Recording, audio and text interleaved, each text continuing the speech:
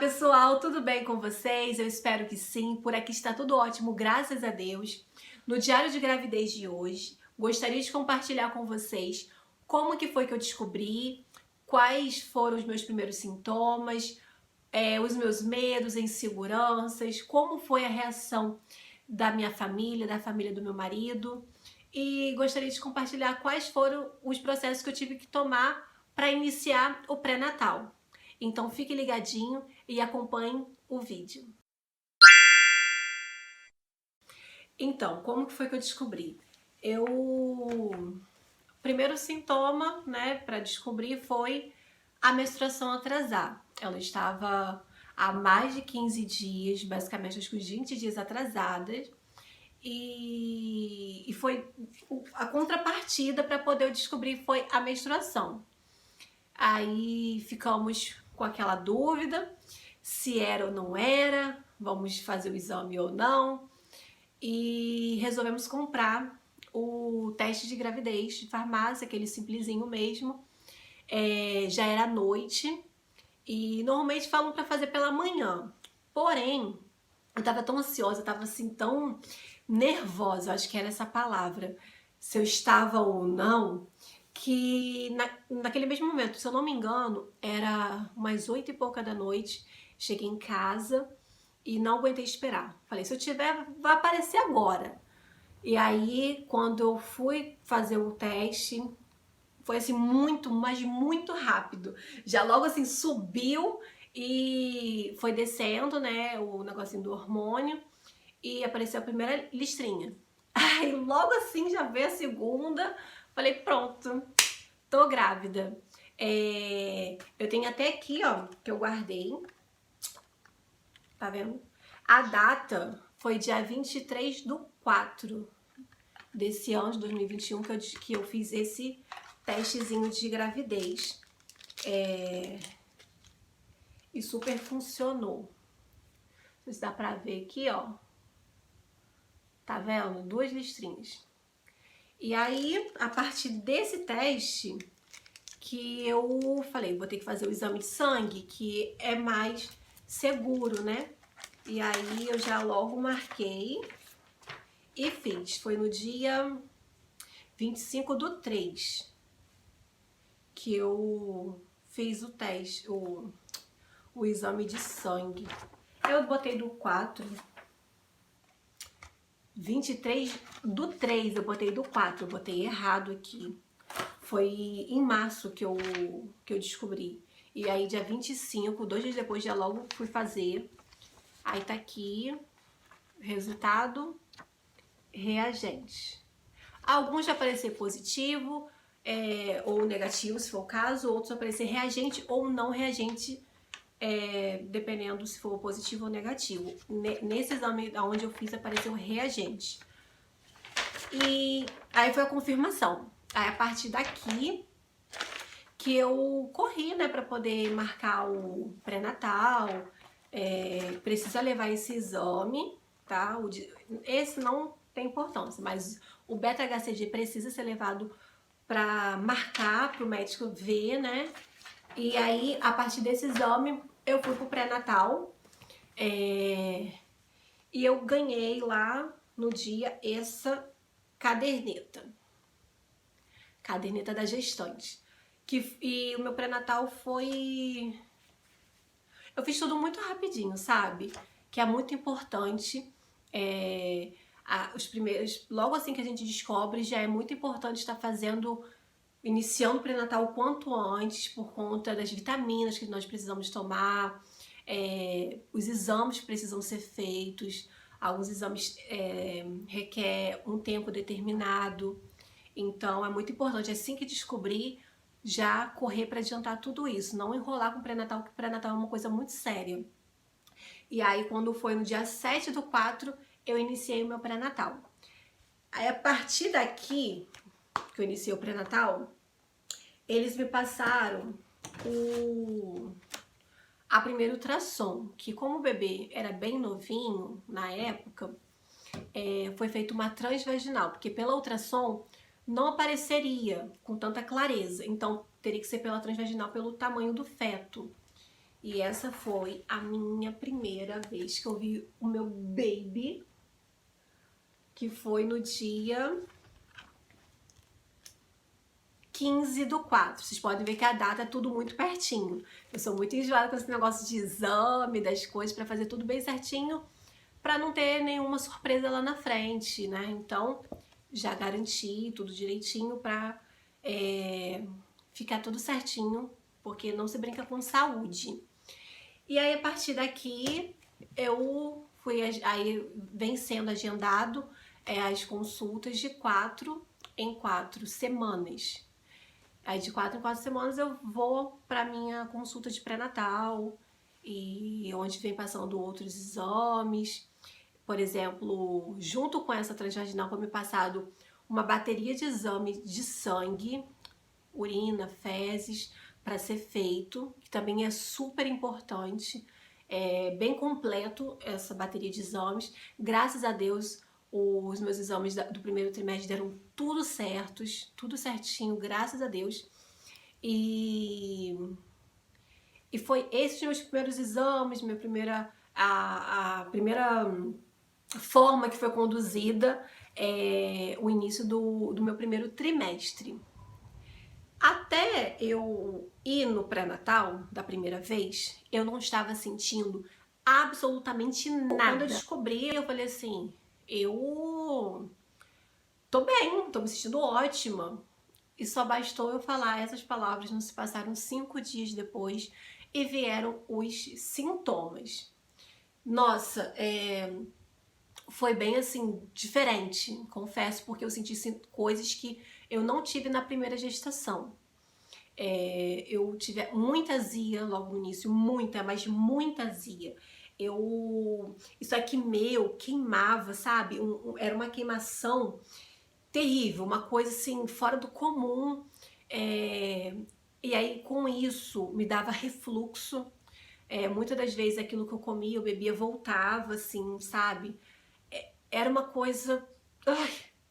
E quando eu fui na primeira consulta do pré-natal, o médico passou para me tomar hidróxido de alumínio, o nome do remédio, que é para aliviar os sintomas da azia.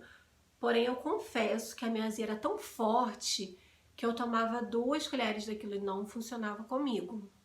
Nem posso falar que amenizava, era assim, eu tomava pra acalmar um pouco o meu psicológico, né, pra poder eu ficar na minha cabeça, acho que bater assim, nossa, eu vou melhorar, né, se eu tomasse, poderia sentir que tá a mesma coisa. Eu acho que era uma coisa meio psicológico, porque eu tomava e não resolvia, mas amenizava, sabe? Então eu tive azia, eu enjoo, azia, refluxo, e eu tive muita salivação. Nossa, a questão da salivação foi algo assim que pra mim era um motivo do meu enjoo. Porque eu escovava dente pela manhã, não sentia enjoo. Eu não sentia enjoo ao acordar, como normalmente é comum na gestação. Os meus enjoos que eu sentia era justamente por conta desse refluxo que voltava e me dava aquele enjoozinho, e por conta da salivação. A minha salivação não era...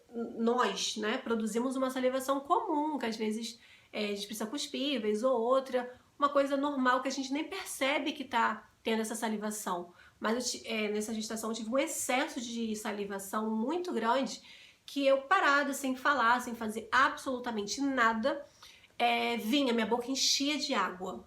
Nossa, aquilo era coisa assim, horrível pra mim. E toda hora tendo que cuspir. E cuspir não é assim, um pouquinho de saliva. Era como se minha boca enchesse de água, sabe? E aí eu tinha que correr pro banheiro pra cuspir, ou se eu estivesse na rua e no cantinho cuspir, e era muito constrangedor, muito ruim, né? Que às vezes as pessoas podem associar isso com uma coisa nojenta. Mas era algo muito involuntário, eu não tinha muito o que fazer, apenas respeitar o meu organismo, e quando viesse eu ia cuspir. Foi assim, acho que a azia e a salivação de tudo, inclusive dos enjoos, foi o pior. No início eu também tive um pouquinho de enjoo ao cheiro do alho, aquele alho, o cheiro do alho, sabe? Cozinhando, ai, temperar as coisas. Eu quase morria. E aí, onde entrou, fazendo pra mim o arroz, temperando a carne, e tudo com muito menos alho do que antes, porque eu gosto de temperar tudo com muito alho. Eu sou muito exagerada com o alho. E aí eu tive que começar a dosar, entendeu? O arroz, colocar uma cabeça, um dente de alho, uma cabeça, Deus me livre. Comer alho com arroz, na verdade, não é arroz com alho, não. um dente de alho menor, essas questões assim, né? Temperar, eu já usava mais temperinhos como coentro, salsinha, cebolinha, pimenta do reino, e aí eu optava por não colocar alho naquele período nas carnes, no frango, e fomos levando assim. E acabava que por conta desse refluxo e dessa azia, eu comecei, eu já estava comendo pouco. E quando eu descobri minha gestação, eu ia fazer 2 meses. Eu tinha 6 semanas ainda. Foi quando eu descobri. E quando eu comecei a sentir meus sintomas, eu estava com, se eu não me engano, 6 semanas, né? Quando eu descobri, fui no médico, eu estava por dentro dessas 6 semanas. Porque o que contou mesmo assim foi a partir da ultrassom, da primeira ultrassom, que contou o tempo gestacional. Então, até então, baseado pela menstruação, eu estava com 5, 6 semanas quando eu descobri. E aí foi por volta da sexta, sétima semana, por aí começou a vir os sintomas. Bem assim, aflorado. Esse sintoma se estendeu aí até 12, 13 semanas. Pode parecer pouco, né? Mas eu confesso que pra mim foi muito, mas muito mesmo. E eu já cheguei até a chorar por conta da azia e da salivação. Foi algo que mexeu muito comigo porque eu não aguentava mais. E eu não conseguia até dormir direito, entendeu? Eu deitava, voltava. E depois que parou, vieram a fome, né? Que foi um sintoma que tá comigo até hoje, né? Comer, comer, comer, comer, comer e comer, né? Do dia que eu descobri pra cá, eu só eu só vomitei uma vez, porque eu tinha comido muito, eu não foi assim bem um enjoo, algo que me fez vomitar. Acho que foi uma consequência no final do dia, já era até tarde da noite, eu estava indo dormir, que eu não me passei muito bem, eu fui tomar um polivitamínico e ele é um comprimido um pouco maior, e eu já estava um pouquinho enjoada, meio cheia. Quando chegou aqui, corre pro banheiro. Eu vomitei tudo, tudo, tudo, tudo, tudo, tudo, tudo. E foi quando foi a única vez que eu vomitei. Os sintomas foram basicamente esses. De lá pra cá, estou, ó, certinha, não tô sentindo nada. Raramente, alguma coisa ou outra, dependendo do se eu comer, dá um pouquinho de azia, mas uma coisa bem sutil, que não dá nem pra perceber e nem me incomoda tanto. Enjoo, eu acho que eu nem tenho mais. Não posso nem lembrar a última vez que eu senti enjoo, porque faz muito, muito, muito tempo. Agora eu tô no final do segundo trimestre. Eu estou com 25 semanas hoje ainda, né? Hoje é o último dia das 25 semanas. E eu estou muito bem, graças a Deus. E tirando, claro, a dor das costas, coisas que a barriga vai crescendo. E aí já é uma questão mais fisiológica, de dor, tal, mas é muito comum, nada que não seja suportável, né? Faz parte da gravidez. Assim que descobrimos, que foi no dia 24, 23, quando foi no dia 23 do 3, que eu botei aqui 4, não sei de onde que eu tirei esse 4 aqui. Eu tava tão emocionada que eu errei até um mês que eu descobri. Que eu engravidei em fevereiro, de acordo tanto com a menstruação quanto com a transvaginal foi em fevereiro. E eu descobri logo no final de março, que calcula esse tempo de quase 2 meses, sabe? No mesmo dia que eu descobri, eu já Liguei para minha mãe e dei a notícia. Ela se ficou super feliz, porque minha mãe só tem o meu filho, né, da primeira gestação, como neto. Os meus irmãos são mais novos, então eles não têm filhos ainda. E no caso agora veio esse bebê que veio pra somar a vovó coruja, que minha mãe é uma avó muito coruja, ela é uma avó que gosta de mimar, de paparicar, e ela ficou assim super feliz. E aí no mesmo momento, como eu moro próxima à casa dos meus sogros, eu e meu marido, nós fomos lá para dar notícia pessoalmente. Então, quando eu acabei de desligar o telefone, eu fui na casa da minha sogra, do meu sogro, e levei esse pacotinho, entreguei a minha sogra, e aí ela ficou muito sem entender, ela olhou assim, você tá grávida? Aí eu falei, eu tô grávida. Aí todo mundo, é claro, ficou muito feliz, a minha sogra, o meu sogro, os meus cunhados, ficaram muito contentes, porque uma criança é um bebezinho que vai vir no meio dessa loucura toda, que é essa pandemia, o caos que todos nós estamos vivendo, e vai vir para alegrar os nossos dias, e é um presente vindo de Deus que a gente só tem a agradecer, né? Então toda a família, tanto pela minha parte quanto pela parte do meu marido, ficaram muito contentes, muito perto dessa gestação de um bebezinho vindo por aí. E as vovós estão muito corujas, né? As duas vovós. E eu optei, eu e meu marido, por aguardar para contar para as pessoas, amigos, colegas, né? Parentes um pouco mais distantes. Ficou só mesmo entre a nossa família de gestação. Nós começamos a contar para as pessoas mais próximas. Porque é um período, né, que é um período de risco que fala, então nós não queríamos criar uma falsa expectativa, contando para todo mundo. Eu também não sou muito de ficar me expondo em redes sociais privadas, Facebook, Instagram, sobre assuntos assim, então fiquei quieta, não contei nada pra ninguém. E aí depois nós começamos a contar para as pessoas próximas, nossos parentes um pouco mais distantes, nossos amigos próximos. E agora, com a barriga já maior, todo mundo vê que eu tô grávida, né? Eu, assim, sobre os medos e inseguranças, eu tenho um filho da primeira gestação, o nome dele é Rômulo, ele tem 6 anos. Em novembro, ele vai fazer 7. E desde então, eu e meu marido, nós queríamos ter outra criança, mas bate aquela insegurança de ter outro filho, dá pra esperar mais um pouquinho? Vamos esperar mais um pouquinho, mais um pouquinho, mais um pouquinho, e se passaram quase 7 anos. Então, acho que posso dizer que o meu medo e insegurança é voltar tudo de novo. Não que seja um problema, mas vai ser desafiador lidar com crianças com idades diferentes uma das outras.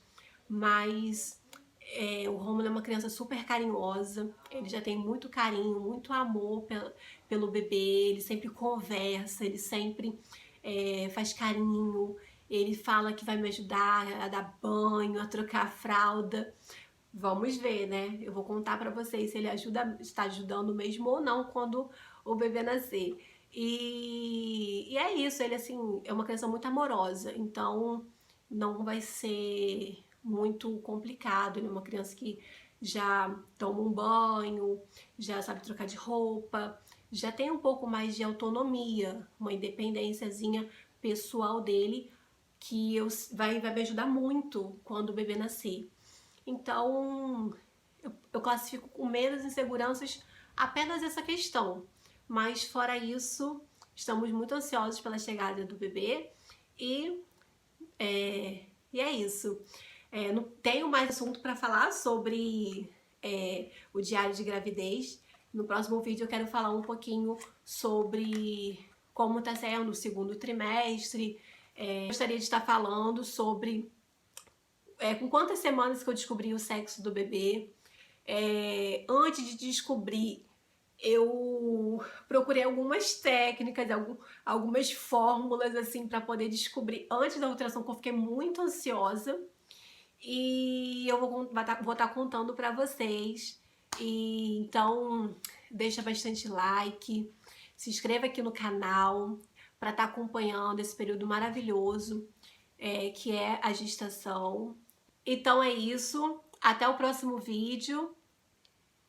Tchau, tchau!